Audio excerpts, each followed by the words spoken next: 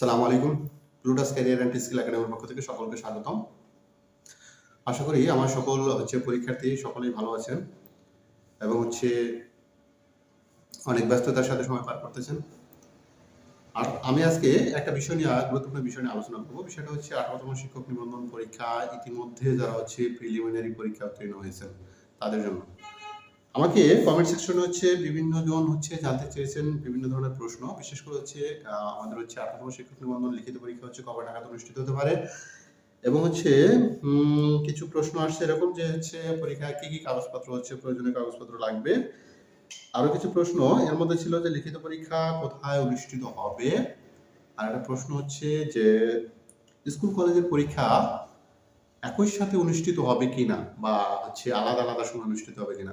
এই বিস্তারিত বিষয়টা আমি খুব সংক্ষেপে আলোচনা করবো। আচ্ছা, 18তম লিখিত পরীক্ষার যে আপডেট যদি আমরা বলি, সর্বশেষ আপডেট বিভিন্ন মাধ্যমে আমরা যে বিষয়টা জানতে পেরেছি যে প্রিলিমিনারি বিগত নিবন্ধনগুলোতে এই ধারাটাই চলমান ছিল, যেটা প্রিলিমিনারি পরীক্ষা রেজাল্ট প্রকাশ হওয়ার পর সর্বোচ্চ 1.5 থেকে 2 মাস পর্যন্ত সময় পাওয়া যায় লিখিতের জন্য।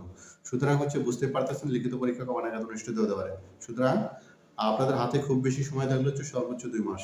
আমরা যদি এটাও বলি যে আপনাদের ঈদুল আজহার পরেই কিন্তু আপনাদের লিখিত পরীক্ষাটা অনুষ্ঠিত হওয়ার সমূহ সম্ভাবনা। সুতরাং হাতে খুব বেশি সময় কিন্তু নেই। আপনারা সর্বোচ্চ 1.5 মাস হাতে রেখে প্রস্তুতি সম্পন্ন করবেন। আচ্ছা, এটা হলো আমাদের লিখিত পরীক্ষা আপডেট। আর অনেকে জানতে চেয়েছিলেন যে আসলে প্রিলিমিনারি পরীক্ষার পর কোনো কাগজপত্র জমা দিতে হয় কিনা এবং কি কি কাগজপত্র লাগবে। আচ্ছা, এখানে বিষয়টা প্রিলিমিনারি পরীক্ষার পর কি ফাইনাল, এখানে কোনো ধরনের ডকুমেন্ট সাবমিট করতে হবে না। আপনাকে যে কাজটা করতে হবে লিখিত পরীক্ষা বসতে যাওয়ার আগে আপনাকে যে কাজটা করতে হবে সেটা আপনার যে অ্যাডমিট কার্ড অর্থাৎ পরীক্ষার যে প্রবেশপত্র সেটা তো অবশ্যই রাখতে হবে এবং আপনি যে কাজটা করবেন আপনার জাতীয় পরিচয়পত্রটা, এই জাতীয় পরিচয়পত্রটা অবশ্যই কাজ রাখার চেষ্টা করবেন। কারণ বিগত পরীক্ষাগুলো দেখা যাচ্ছে যে বিভিন্ন সেন্টারে জাতীয় পরিচয়পত্র কিন্তু নিতে বলা হয়। সুতরাং এটা কিন্তু অবশ্যই কাছে রাখার চেষ্টা করবেন। এই ছিল মোটামুটি কাগজপাতি। এখন লিখিত পরীক্ষাটা আসলে কোথায় অনুষ্ঠিত হবে।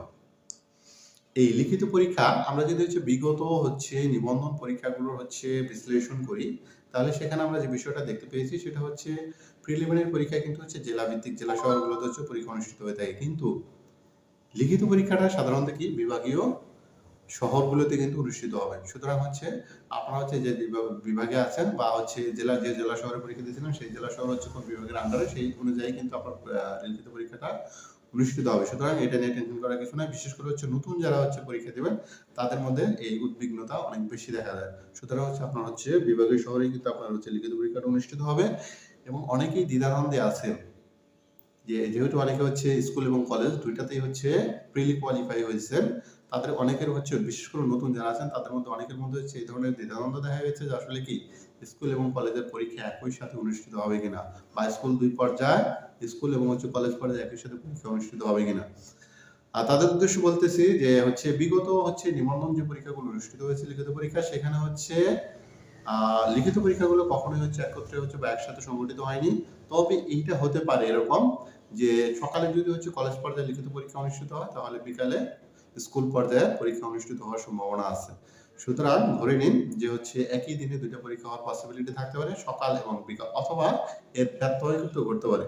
তবে আপনাকে যে প্রস্তুতিটা রাখতে হবে, আপনি যদি একই দিনে দুইটা লিখিত পরীক্ষা দিতে পারেন, সেই মন মানসিক সেই সাহসটুকু কিন্তু আপনার ভিতরে সঞ্চয় করে রাখতে হবে। কারণ একই দিনে দুইটা লিখিত পরীক্ষা দেওয়া কিন্তু খুবই চ্যালেঞ্জের একটা বিষয়। সুতরাং মানসিকভাবে এটা কিন্তু আপনাকে এখন থেকে সাহস সঞ্চয় করে রাখতে হবে।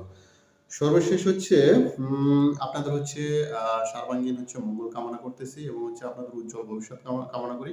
আপনারা সেই কাঙ্ক্ষিত আপনাদের যে মনের যে সুপ্ত বাসনা, একজন শিক্ষক বা প্রভাষক হওয়ার বা সহকারী শিক্ষক হওয়ার যে বা সহকারী মৌলিক হওয়ার যে তীব্র আকাঙ্ক্ষা বা মনোবাসনা ছিল, সেই বাসনাটা পূর্ণ হোক।